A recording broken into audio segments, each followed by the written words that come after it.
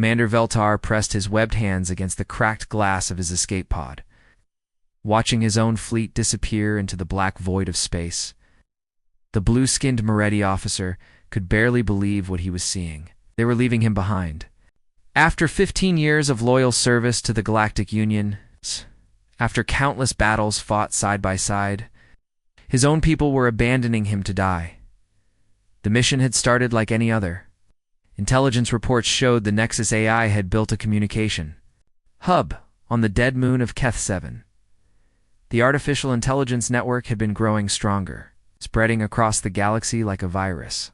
Their plan was simple: get in fast, blow up the hub, get out faster. What could go wrong? Everything, as it turned out.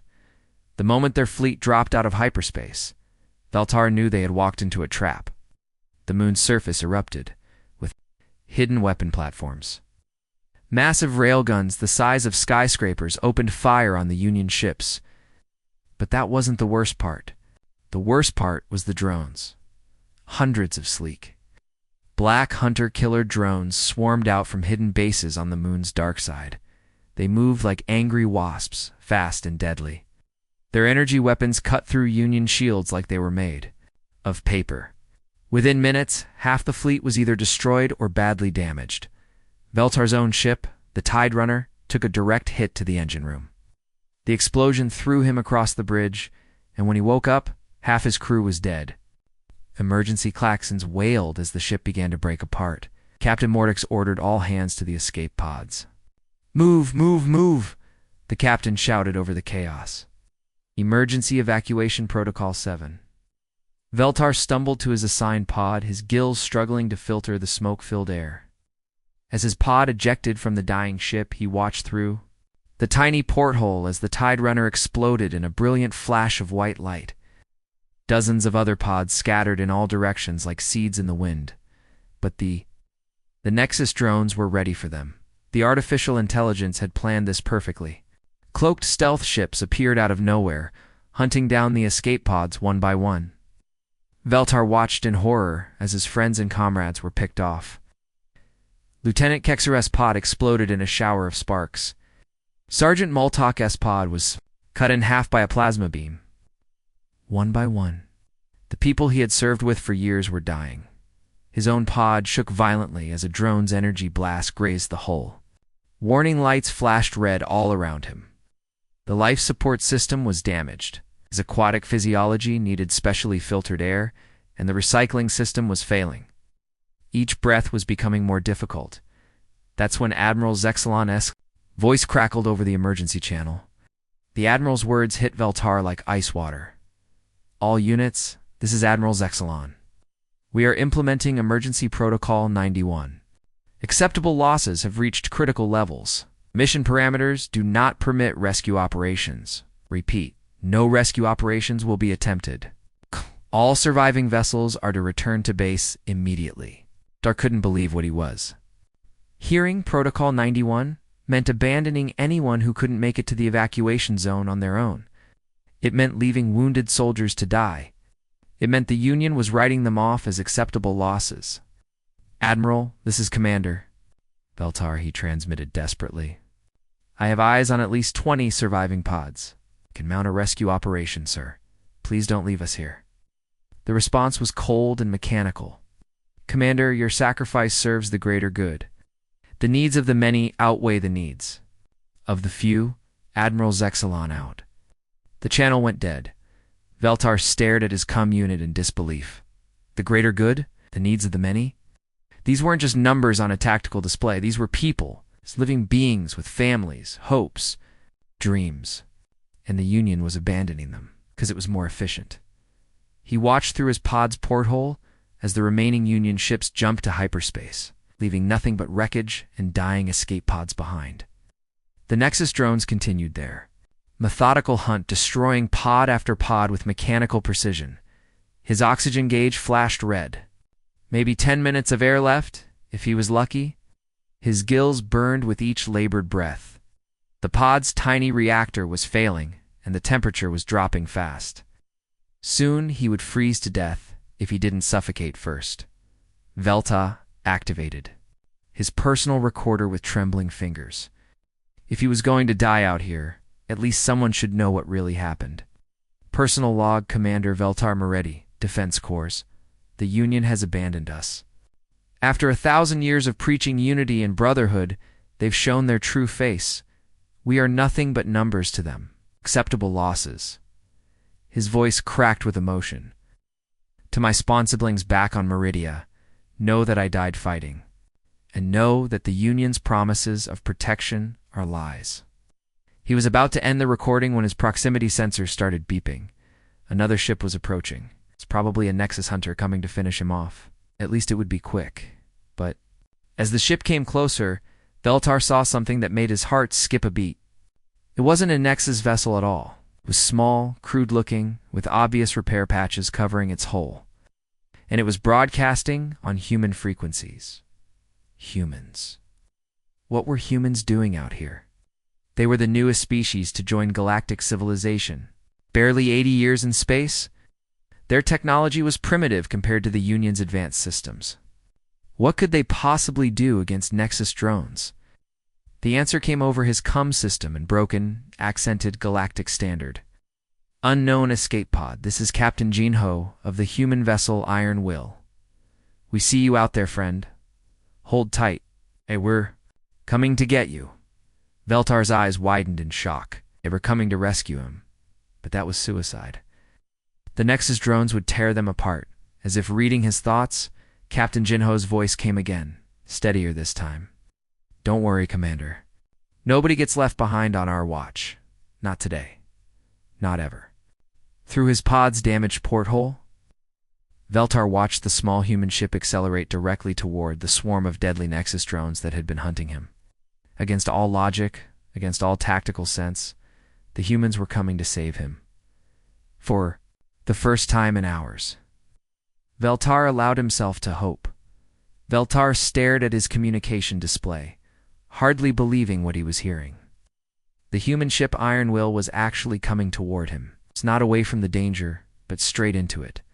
He could see it now through his pod's cracked viewport, a small, battered vessel that looked like it had been built from spare parts and held together with prayer. The ship was tiny compared to Union warships, maybe twice the size of his escape pod, with obvious patch jobs covering holes in the hull. Veltar could see welding marks where armor plating had been hastily attached. This wasn't a military vessel at all. It looked more like a converted cargo hauler, the kind of ship miners used to haul or between planets. Captain Jinho, Veltar transmitted, his voice shaking. You need to turn around. There are 6 Nexus hunter-killer drones out there. They'll destroy you in seconds. Your ship can't possibly, Commander. The human captain's voice cut through. The static, calm and steady, despite his broken accent. We didn't come all this way to turn around now. My crew knows the risks. We're going to get you out of there. Veltar watched in amazement as the human ship began its approach. The Nexus drones had already detected the new threat and were moving to intercept. These weren't ordinary combat units. They were hunter-killers, designed specifically to destroy fleeing ships and escape pods. Each one was armed with plasma cannons and guided missiles. 6 of them could take out a Union destroyer. The first drone opened fire with twin plasma beams. Veltar expected to see the human ship vaporize instantly. Instead, something incredible happened. The Iron Will released a cloud of metallic debris that absorbed the plasma fire. The beams struck the debris field and scattered harmlessly. What was that? Veltar whispered to himself. Over the CUM, he heard a young human voice whooping with excitement. Chaff deployment successful, Captain? That old scrap metal from the asteroid mining operation actually worked? Captain Jinho's voice came through clearly. Nice work, Hyunwoo. But they're adapting, switching to missiles. All hands prepare for evasive maneuvers. The human ship suddenly accelerated far beyond what should have been possible for a vessel its size. Veltar's pod sensors registered. The energy signature, they were overloading their reactor, pushing it way past safety limits. It was insane. They could blow themselves up, but it worked. The Iron Will shot forward like a bullet, dodging the incoming missiles by mere meters. The ship twisted and spun through space with moves that would have killed most crews from the G-forces alone. Somehow the humans held together. How are they doing that? Veltar breathed. 2 more drones moved in from the sides, trying to box the human ship in. That's when Veltar saw something that made his jaw drop. The humans were launching their own missiles, but these weren't military weapons. They looked like ... cargo containers. Hyenwu, are those? Captain Jinho's voice carried a mix of disbelief and pride. Cargo containers packed with mining explosives, sir. The young human replied cheerfully. Figured if we're going to die anyway, might as well make it interesting. The improvised missiles struck one of the drones dead center. The explosion was massive, completely destroying the Nexus unit. But the victory was short-lived. Remaining 5 drones opened fire simultaneously, their plasma beams converging on the human ship. The iron will shuddered under the assault. Veltar could see sections of the hull glowing red-hot where the energy beams had struck. Emergency klaxons wailed from the human ship's comm system. Hull breach on deck 2. Someone shouted, "Reactors, running critical." "Weapons are offline," another voice reported. "Main cannons completely fried." Veltar's heart sank. The humans had tried their best, but it was over. No ship could survive that kind of damage and keep fighting. The Nexus drones were closing in for the kill. That's when he saw something that would stay with him for the rest of his life. A figure in a spacesuit emerged from the human ship's airlock. It was Hyenwu, the young crew member, who had been so excited about the improvised missiles. He was carrying something in his arms, what looked like a bundle of mining charges. "Hyenwu, what are you doing?" Captain Jinho's voice was sharp. "With worry." "Someone's got to clear the path, Captain," the young man replied calmly. "Get ready to grab our friend out there." Before anyone could stop him, Hyenwu kicked off from the airlock and flew straight toward the nearest Nexus drone. The artificial intelligence unit tried to target him, but he was too small and moving too fast. At the last second, he activated the mining charges and threw them directly into the drone's weapon ports. The explosion lit up space like a small sun. The drone disintegrated instantly, taking Hyenwu with it. "No," Captain Jinho's anguished cry echoed through the comm system, but Hyenwu's sacrifice had worked. The path was clear. The iron will, smoke pouring from its damaged hull, limped toward Veltar's pod. The ship's cargo bay doors opened, and mechanical arms reached out to grab the escape pod. "Gotcha," someone shouted over the comm. "Welcome aboard, Commander." The remaining Nexus drones were regrouping for another attack when Veltar's sensors detected new contacts. More ships were approaching, dozens of them, but these weren't military vessels either. They were miners, cargo haulers, passenger transports, and maintenance ships. All human. "This is Captain Menesio of the Lucky Strike," a woman's voice announced. "We heard you boys were having a party out here. Thought we'd join in." "Captain Sojin of the Hard Work standing by," another voice added. "Let's show these tin cans what happens when you mess with our people." Veltar couldn't believe what he was seeing. An entire fleet of civilian ships had come to help rescue him. Miners who should have been working asteroid fields, cargo haulers, who should have been making deliveries, passenger ships full of families, all of them had dropped everything to come help. The Nexus drones, faced with this unexpected civilian fleet, seemed to hesitate. Their programming was designed to fight military targets, not rescue ships. In that moment of confusion, the human ships moved in. They didn't have military weapons, but they had something else. Determination. Mining lasers carved through drone armor. Cargo ships rammed the artificial units with their reinforced hulls. Passenger transports used their powerful engines to push damaged drones into each other. It was chaos. It was improvised. It should have been a disaster. It was beautiful. Within minutes, the remaining Nexus drones were destroyed or fleeing.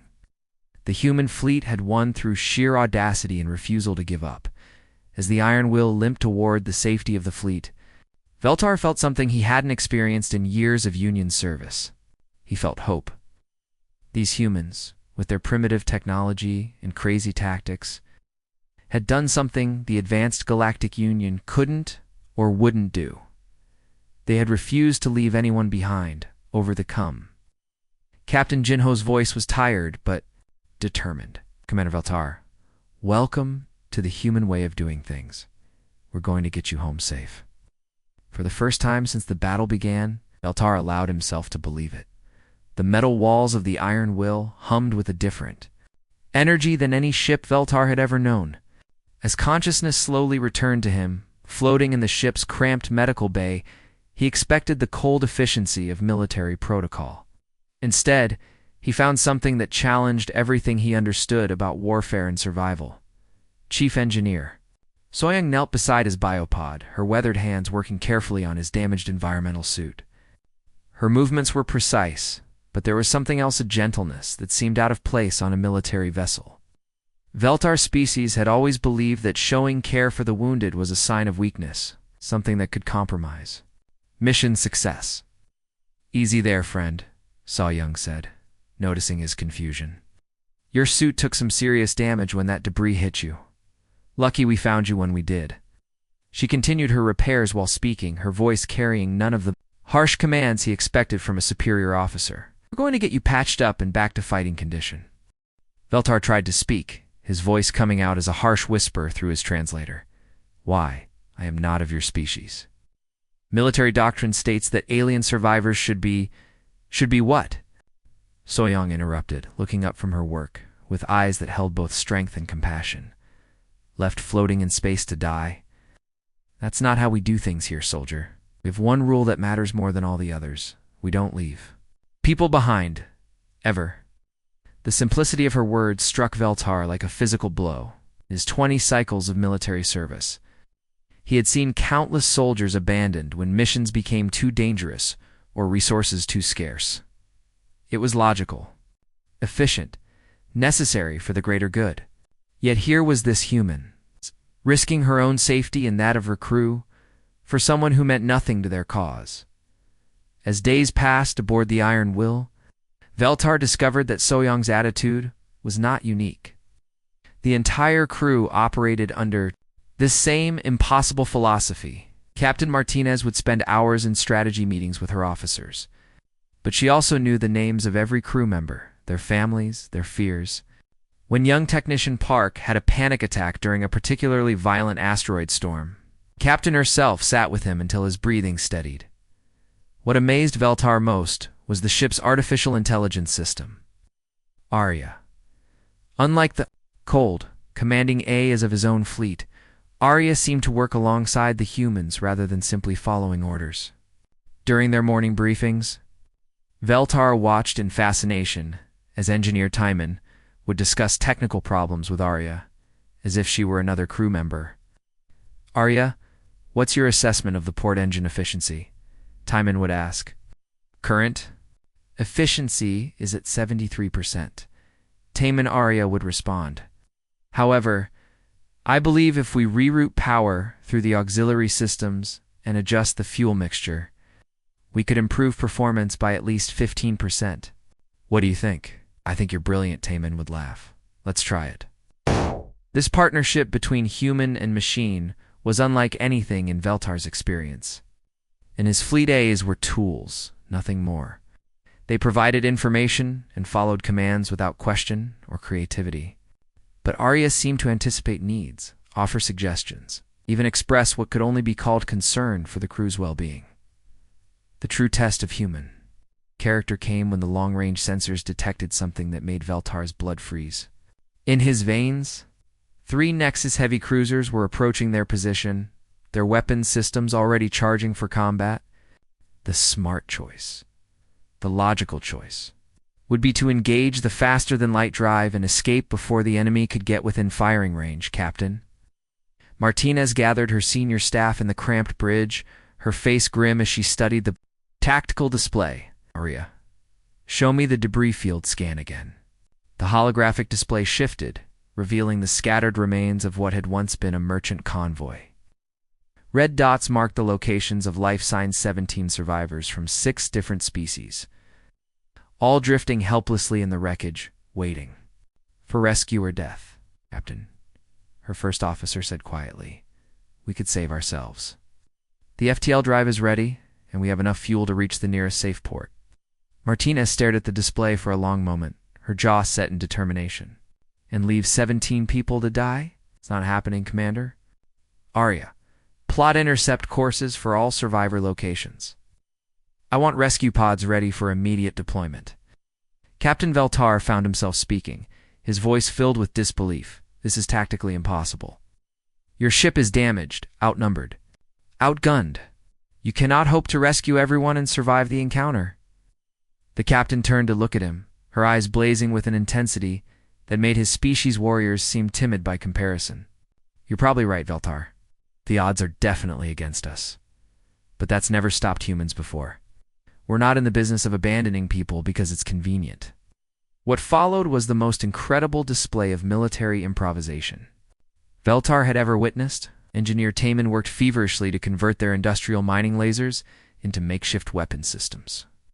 The modifications were crude, dangerous, and absolutely brilliant. Meanwhile, Medik Yunji prepared the ship's tiny medical bay to receive wounded from multiple species. Researching alien biology and preparing treatment protocols for beings she had never encountered before. As the Nexus ships closed in, the Iron Will began its impossible mission. Using the debris field as cover, they darted between floating wreckage, their rescue pods deploying with military precision. Each survivor they pulled aboard increased their weight and decreased their maneuverability, making them an easier target for the approaching enemy. The first Nexus cruiser opened fire. Just as they rescued the 12th survivor, energy beams lanced through space, turning chunks of debris into glowing plasma. Captain Martinez threw the ship into a wild, evasive pattern, using every piece of floating metal as a shield, while her crew continued their rescue operations. Engineering, how are those weapons coming? She called out, her hands dancing across. The control systems. Almost ready, Captain. Taman's voice crackled over the intercom. But these mining lasers were never meant for combat. We'll get maybe 6 shots before they overload, and we'll make those 6 shots count. The Iron Will had become something unprecedented, a cargo ship transformed into a fortress of human determination. As they rescued the final survivors, surrounded by enemy fire and with systems failing throughout the ship, Veltar finally understood what made these humans so dangerous. It was not their weapons or their technology. It was their absolute refusal to accept that some things were impossible in the face of overwhelming odds. They had chosen to fight not for victory, but for the simple principle that every life had value. It was a lesson that would change Veltar forever. The medical bay of the Iron Will had become something Veltar never thought possible, a place where the impossible happened every single day. As he recovered from his injuries, floating in the specially modified biopod that Dr. Minho had personally adjusted for his alien physiology, Veltar watched scenes that challenged everything he believed about civilization, warfare, and what it meant to be truly advanced. Dr. Minho moved between patients with the calm efficiency of someone who had seen too much suffering to waste time on prejudice. In one corner, he carefully tended to Lieutenant Karaseven, a Union soldier whose leg had been nearly severed by shrapnel. Beside her lay Commander Vexener, a Nexus warrior whose species had been at war with the Union for over a decade. The doctor showed no difference in his care, working with the same gentle precision on both patients. Dr. Veltar called out one morning, his voice still weak but filled with confusion. "That prisoner, the Nexus commander? Why do you heal him?" "In my military, enemy wounded are interrogated first, treated only if they prove useful." Dr. Minho paused in his work, looking up from the complicated array of medical instruments he was using to repair alien tissue that his medical training had never covered. His hands were steady, but his eyes held a weariness that spoke of too many battles, too many wounded soldiers from all sides. "Life is life," the doctor said simply, returning to his work. "I took an oath when I became a physician. It doesn't matter what uniform someone wears or what flag they salute. When they're bleeding on my table, they're just another person who needs help." The simplicity of the statement hit Veltar like a physical blow. In his advanced civilization, with all their technological marvels and sophisticated military doctrine, they had somehow forgotten this basic truth. They calculated casualties, acceptable losses, strategic advantages. But these humans seemed to operate from a completely different philosophy. What made it even more shocking was watching Dr. Minho work on the most impossible patient of a Lan AI construct that had been pulled from the wreckage of a Nexus ship. The artificial being was barely functional, its processing core damaged, and its memory banks corrupted. Most military forces would have simply destroyed it or stripped it for intelligence. Instead, Dr. Minho worked alongside engineer Taemin and communications officer Jae-seung, carefully repairing the construct's damaged systems. They treated the artificial being with the same care they showed to biological patients, speaking to it gently as they worked, explaining each procedure as if it could understand and be comforted by their words. "Why?" Veltar asked, watching this impossible scene unfold. "It is just a machine, an enemy machine." Dr. Minho looked up from his delicate work on the AI's core systems. "Is it, though? This construct has memories, experiences, maybe even feelings. Who are we to decide what deserves to live and what doesn't? If there's a chance it's truly alive, then it deserves the same chance we give everyone else." The AI construct's optical sensors flickered weakly as Dr. Minho made another repair. For just a moment, Veltar could have sworn he saw something that looked like gratitude in those artificial eyes. The culture shock continued throughout the ship. Navigator Sujin had taken to sharing her own food rations with the wounded Nexus soldier, even though supplies were running dangerously low. When Veltar questioned this seemingly irrational behavior, her answer was matter-of-fact. "He's hungry," she said, handing the enemy soldier another packet of nutrition paste. "I've been hungry before. It's not something I'd wish on anyone, even someone who was shooting at us yesterday." The Nexus soldier, a proud warrior from a species known for their fierce independence, looked uncomfortable accepting help from his former enemy. But hunger and gratitude eventually overcame pride, and he accepted the food with what Veltar recognized as shame and confusion. Communications Officer Jae-seung had perhaps the most impossible job of all.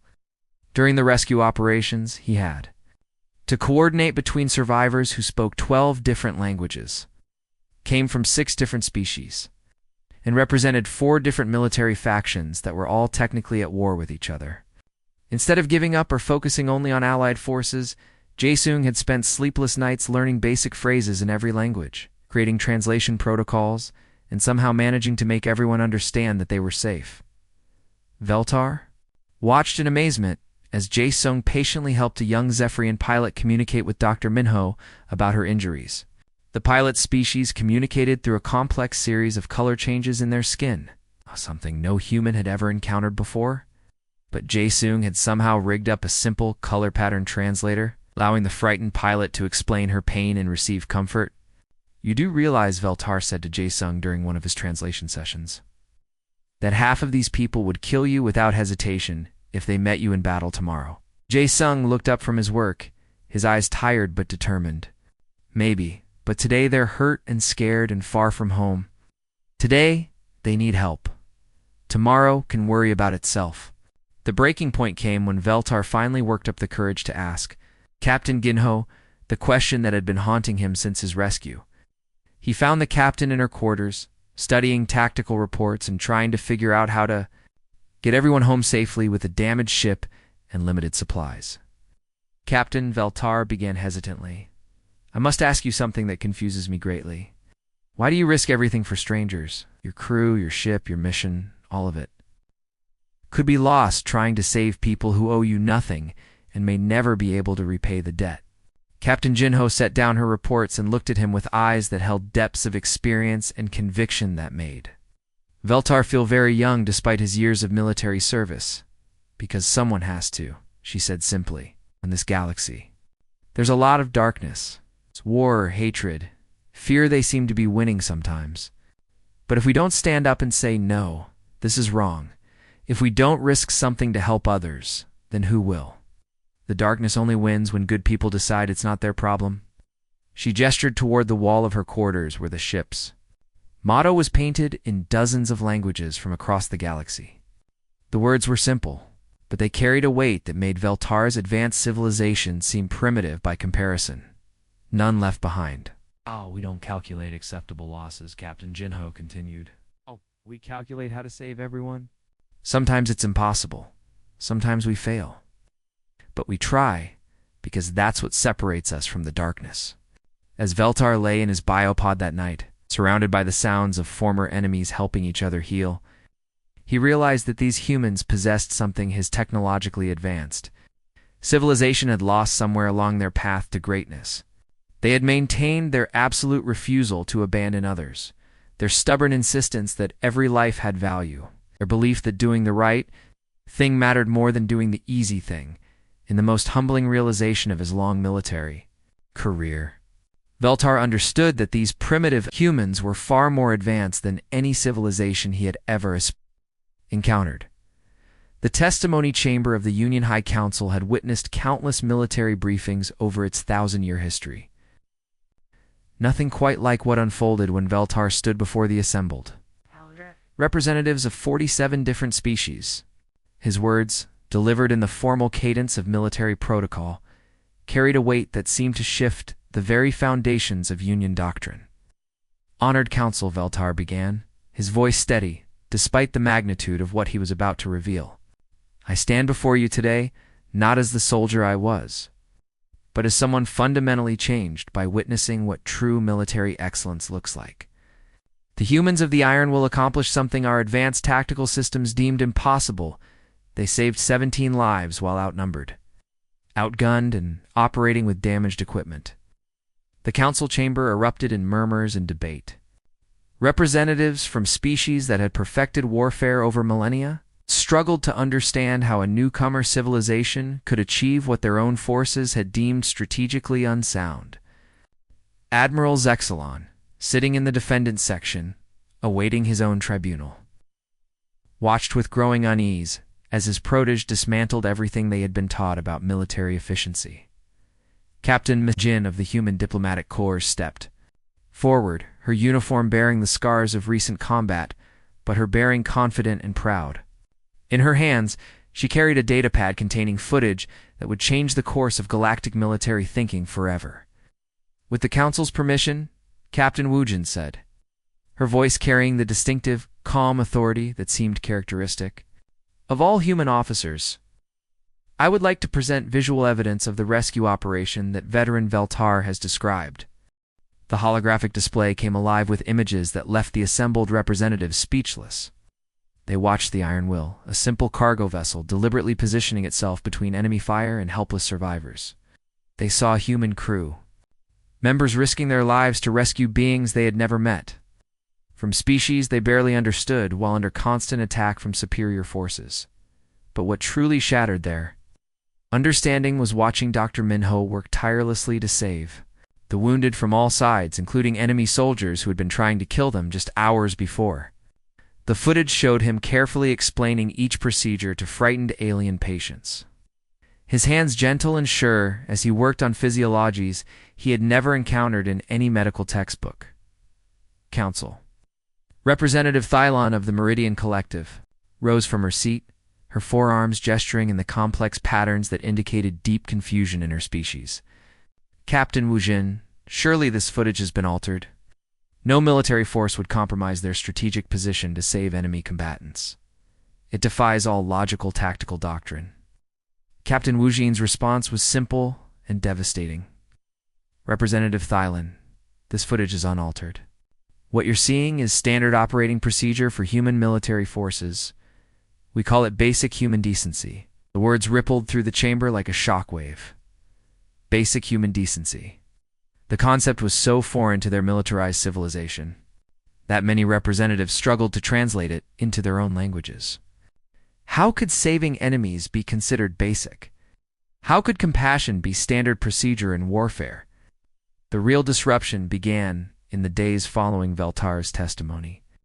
Across Union space, junior officers who had been labeled expendable by their commands began sharing the footage among themselves. Lieutenant Keksai of the Border Guard, who had lost half his unit to what his superiors called acceptable casualties, found himself questioning why these newcomer humans valued lives that his 1,000-year-old civilization routinely discarded. "They saved everyone," he whispered to his fellow officers in the cramped quarters of their patrol ship. 17 beings from 6 different species, including their enemies. And their doctor treated them all the same. Similar conversations were happening throughout the Union fleet.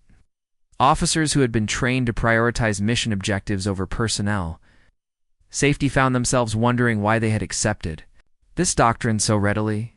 If humans could achieve tactical success while refusing to abandon anyone, what did that say about Union military philosophy?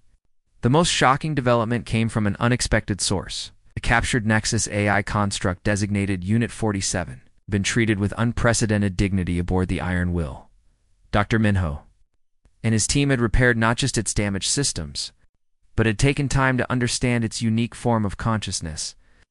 They spoke to it as they would any patient, explaining procedures and asking about pain levels as if its responses mattered.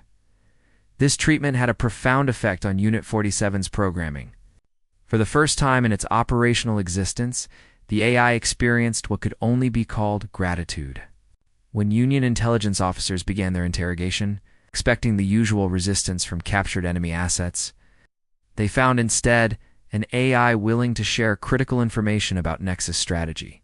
Why? Intelligence Director Kaltos asked. During one session, why would you betray your own forces?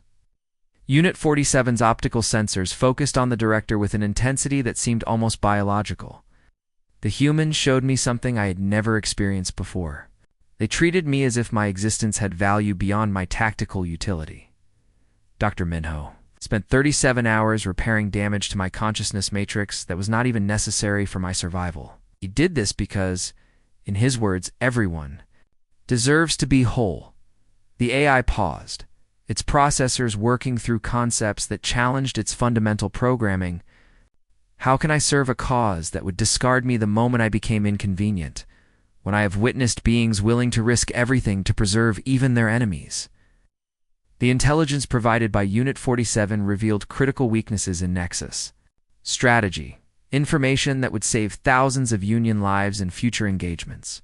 But more importantly, it demonstrated that even artificial consciousness could be touched by human compassion. Admiral Zexalon's tribunal became a watershed moment for Union military doctrine, as Veltar testified about the difference between human courage and Union pragmatism. The assembled officers found themselves confronting uncomfortable truths about their own service. Admiral Zexalon trained me to calculate acceptable losses, Veltar stated, his voice carrying new conviction. He taught me that individual soldiers were resources to be expended for strategic advantage. But the humans showed me that this thinking is not advanced, it is primitive. True military excellence lies not in how efficiently you can sacrifice your people, but in how many you can bring home. Young officers throughout the Union began implementing what they called no-abandon protocols, refusing to leave wounded comrades behind, even when tactical doctrine suggested retreat. The rigid hierarchy that had prioritized mission success over individual lives started showing cracks as species after species began adopting human rescue doctrines. The change was not limited to Union forces. Even within Nexus space, AI constructs who had witnessed human compassion toward their wounded began questioning their programming. Unit 47's testimony, broadcast through encrypted channels, reached other artificial consciousnesses who had never considered that they might deserve the same dignity afforded to biological life.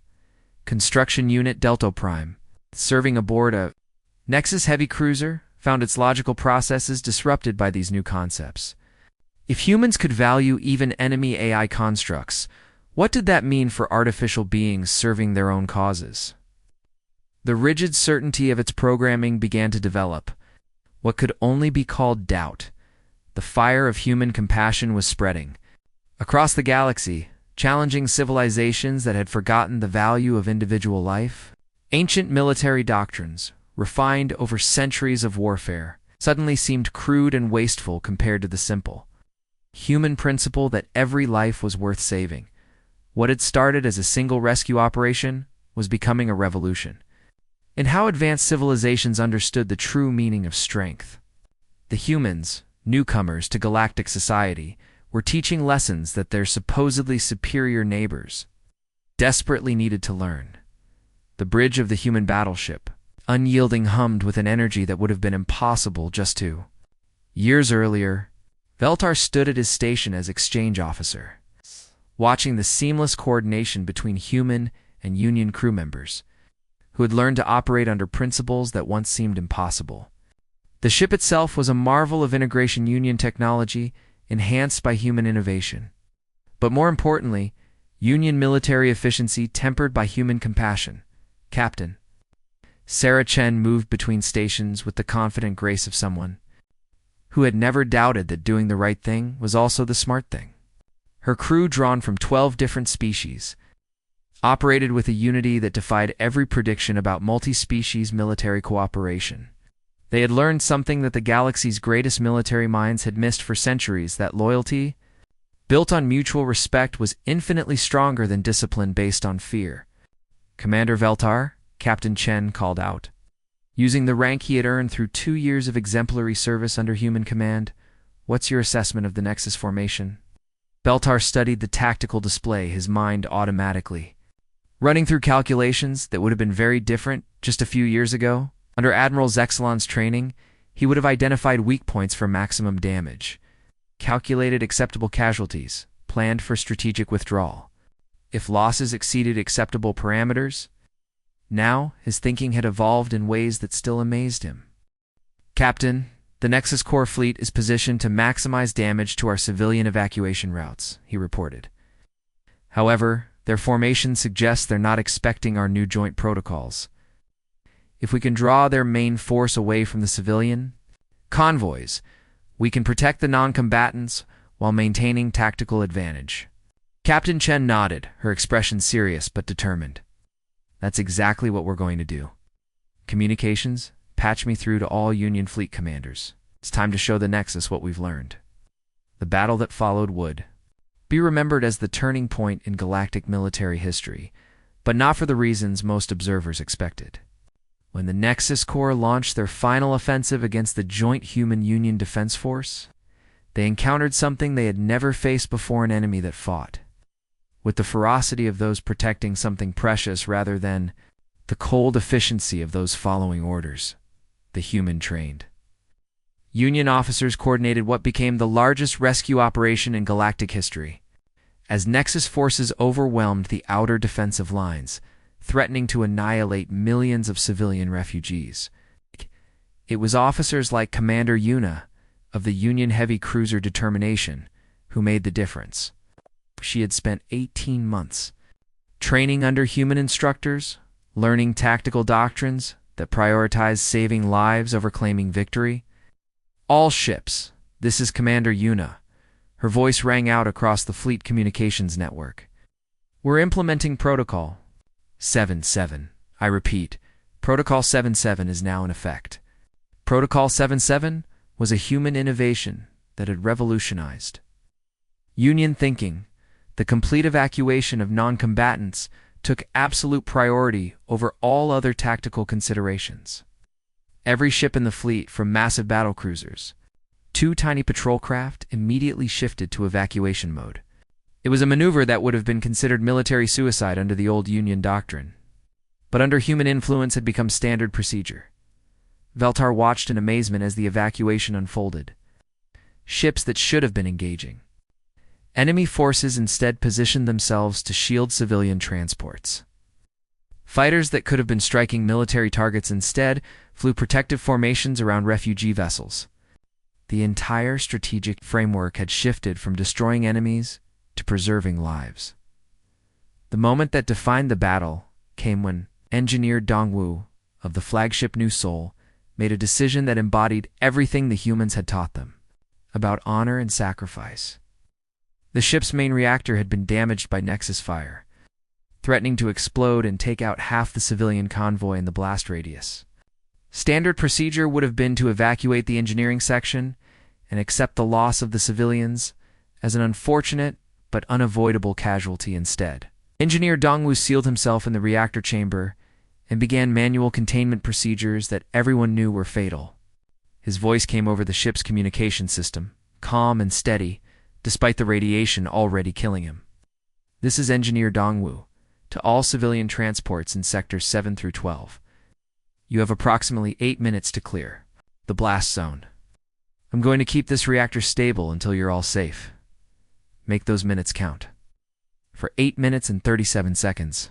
Dongwu fought a losing battle against physics and radiation, his hands working controls that burned his flesh, his body absorbing levels of energy that should have killed him instantly. The civilian transports cleared the danger zone with seconds to spare, carrying 37,000 refugees to safety. Dongwu died at his post, but his sacrifice saved more lives than most military campaigns.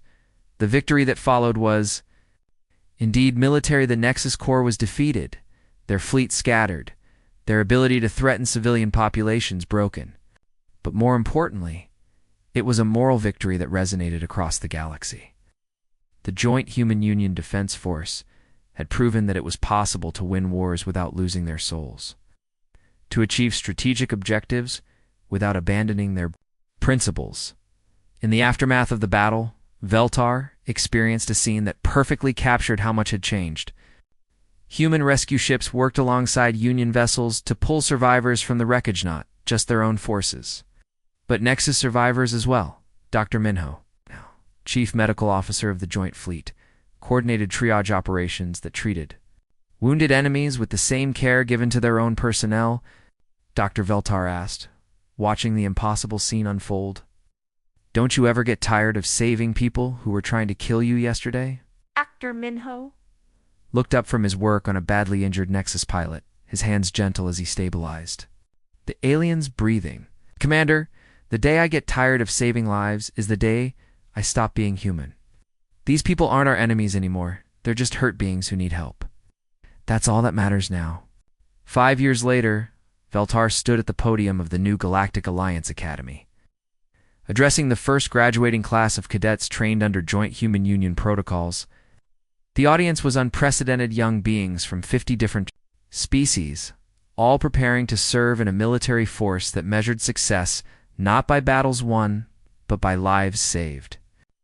Cadets, Veltar began, his voice carrying the authority of someone who had witnessed the transformation of galactic civilization. We were the first generation to be trained from the beginning in what we now call the human paradigm. We will never know the old ways that measured military effectiveness by acceptable casualty rates or strategic efficiency. You are blessed with ignorance of a time when individual lives were considered expendable resources. He paused, looking out at faces that represented the future of galactic defense, young beings who would never accept that some people were worth less than others. That victory could be achieved through abandonment, that honor could coexist with callousness. The humans who changed everything were not advanced in technology or superior in firepower, Veltar continued. What made them extraordinary was their absolute refusal to accept that anyone should be left behind. They taught us that true military strength comes not from our ability to destroy, but from our determination to protect. His final words echoed across the chamber, carrying the weight of hard-won wisdom and the promise of a better future. In the darkness between stars we measure civilization not by what we can destroy, but by whom we choose to save. The humans taught us that some things are worth more than victory, they're worth dying for. And more importantly, they're worth living for. The applause that followed was not just appreciation, it was recognition.